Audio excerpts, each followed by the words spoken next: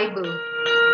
We are listening to the stories of David and King Saul. Saul's life is spared. 1 Samuel chapters 22 to 24. When David turned away from Jonathan, he became a wanderer. In one of the mountains, he found a cave which people called the Cave of Adullam. David made that cave his home, and to him came all manner of men that were in trouble with King Saul or discontented with the way Saul was governing the land. In the end, he was captain over 400 men. Now, although Saul had driven David out into the hills, that didn't mean that David sided with Saul's enemies. The Philistines were still the enemies of the people of Israel, and when David heard that they were attacking the village of Keilah, he and his band went to Keilah and defeated the Philistines very heavily, killing many of them and capturing their cattle. In the end, instead of having to live in a cave or a forest, David and his men were safe in a walled town. Now Saul was very glad to hear that David had settled in a town where his army could surround him and his men. But now David called upon Abiathar the priest to ask God whether he should stay in Keilah or take his men away. And Abiathar's answer was that the people of Keilah would betray them to Saul, so they should go away. Once again, David and his men were wanderers, but now there were about 600 of them. This time they moved about in a mountainous path in the wilderness of Ziph.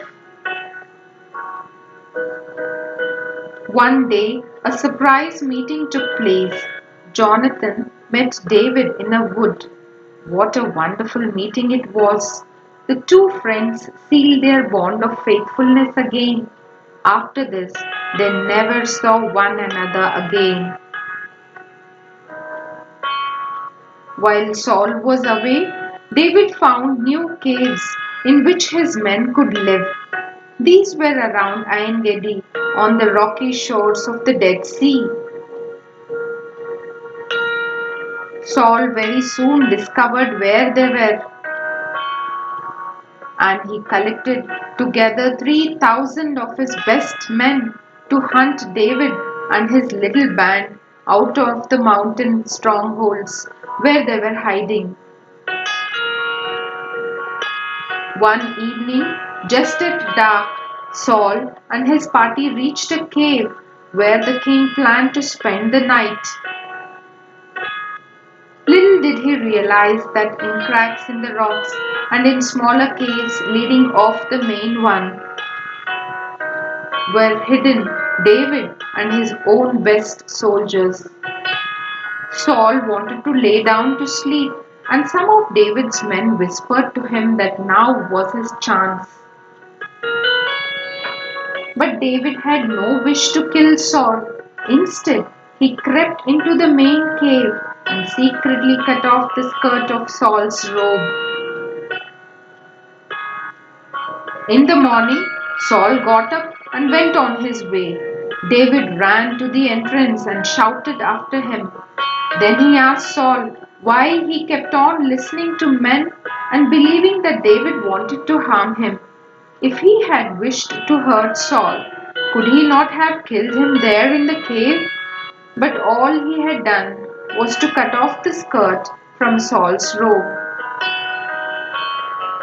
When Saul heard David's words, he was upset and wept, saying, "Is that your voice, David, my son? You are more righteous than I am. You have behaved well toward me, but I have treated you badly. Today, when you could have killed me, you spared my life. May the Lord reward you greatly for the way you have dealt with me." But please promise me that when you become king, which I am sure will happen, you will not be unkind to my family and will spare their lives." David gave his word, and then Saul went home.